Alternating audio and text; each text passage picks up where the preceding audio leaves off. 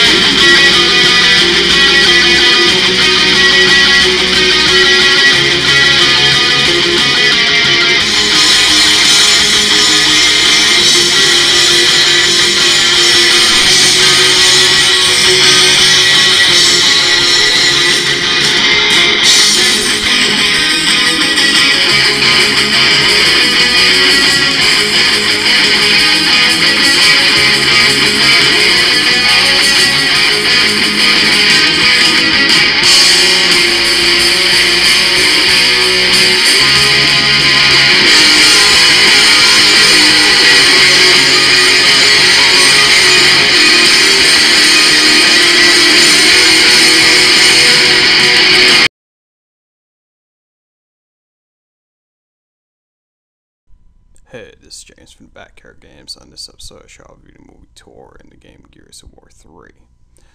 This movie tells the story of Thor, a god who is exiled from his homeland of Asgard to Earth. However, Thor must stop his brother Loki, who intends to become the new king of Asgard. This movie takes place in 965 AD, where Odin wages war against the Frost Giants and their leader to stop them from conquering the 9 realms, starting by Earth. Thor's arrogance leads Odin to strip his son from his godly powers and exiles him to Earth as a mortal accompanied by his hammer. Thor lands in New Mexico where he meets Dr. Jane Foster, scientist. Through the movie, Thor develops a romance with Jane. Loki discovers he is adopted by Odin and becomes king after Odin falls into the deep Odin sleep that allows him to recuperate.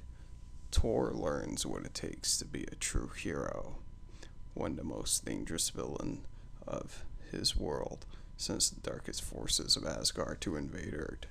This movie is a great superhero action adventure.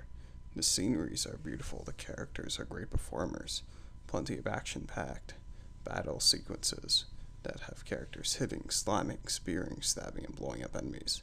Much of it is done with special effects still. They're intense. It is interesting how through the movie you go from one planet to another. This movie has great action and humor and romance. Thor's never a bore. He learns humanity among the humans, which is a great life lesson. It's also enjoyable to see Hawkeye appear in the movie.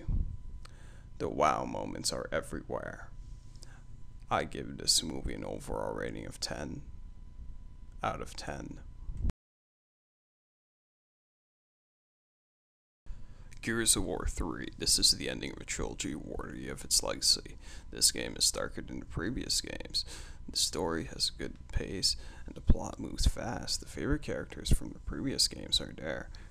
Cover controls are tight and smooth, allowing you to easily attach and detach from cover with ease. The multiplayer Gears of War has plenty of content to keep you around.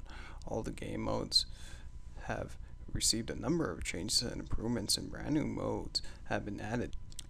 Team Deathmatch gives each team a pool of 20 lives. When those lives run out, the other team loses. The trick is that once you're down to fewer lives than you have number of team members, those team members can no longer respawn. It adds some extra depth to the game. Capture the Leader combines the features of Guardian and Submission. You have to capture an enemy commander and hold them captive for 30 seconds as he resists and tries to escape. King of the Hill is much like it is any shooter, similar to Annex in previous Gears of War titles. Warzone, Execution, and Wingman all returned from the previous entries in the series. These include a sawed-off shotgun, which does ridiculous close range damage, and the Retro Lancer, which has great damage but short range and tons of kickback. The Retro Lancer also comes with a brutal new melee attack in which you charge your enemy full speed and impel them with your weapon. This game has 10 maps. There are also so many challenges to keep you interested outside of the achievements. Gears of War 3 also has the Wave Enemy Cooperative mode that it made mainstream Horde mode. Horde Mode 2.0 now lets you set up and defend a command post. Cash earned from kills can be spent to build defenses, including turrets, fences, decoys, and even heavily armed silverback mechs for you to pilot in defense. Boss monsters are also now included in Horde Mode, and one appears every 10th wave.